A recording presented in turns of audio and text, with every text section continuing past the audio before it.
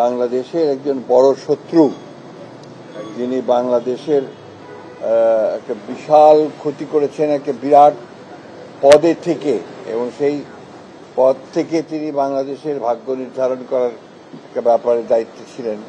সেখানে তুমি সেই জায়গায় প্রতারণার আশ্রয় নিয়েছেন, জনগণের সঙ্গে প্রতারণা করেছেন, রাষ্ট্রের সঙ্গে প্রতারণা করেছেন। সাবেক বিচারপতি খায়রুল হক সাহেব, তিনি এই তত্ত্বাবধায়ক সরকারের ব্যাপারে যে রায় দিয়েছিলেন, শর্ট যে রায় দিয়েছিলেন সেটা, এবং তার পরবর্তীকালে সেটার যে আপনার পূর্ণাঙ্গ যে রায়, মধ্যে আকাশ আর পাতাল তফাৎ ছিল।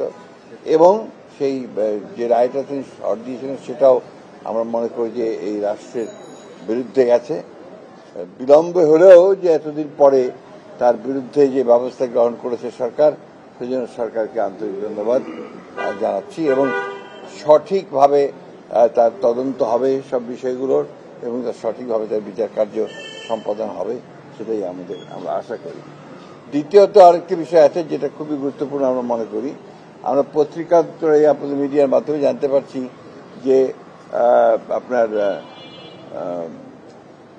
শিশু একাডেমির যে ভবনটি রয়েছে আপনার এই কার্জন উল্টো দিকে, আপনার হাইকোর্টের পাশে, সেই ভবনটিকে ভেঙে ফেলার জন্য একটা আপনার কথাবার্তা চলছে বা এই ধরনের প্রক্রিয়া গ্রহণ করা হচ্ছে বা একটা প্রস্তাব নেওয়া হয়েছে।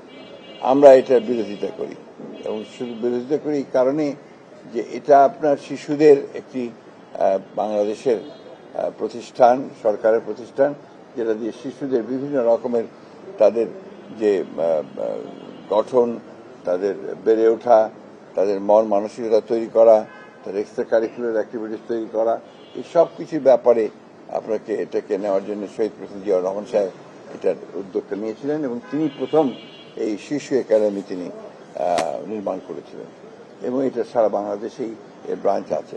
সুতরাং এটাকে ওইখান থেকে সরানোটা আমি মনে করি একেবারেই সঠিক সিদ্ধান্ত হবে না, এবং এ ব্যাপারে আমরা আমাদের খুব স্পষ্ট বক্তব্য যে আমরা চাই না যে শিশু ভবনটি সেই জায়গা থেকে আপনার স্থানান্তরিত করা হোক বা সেটাকে অন্য জায়গায় দেওয়া হোক।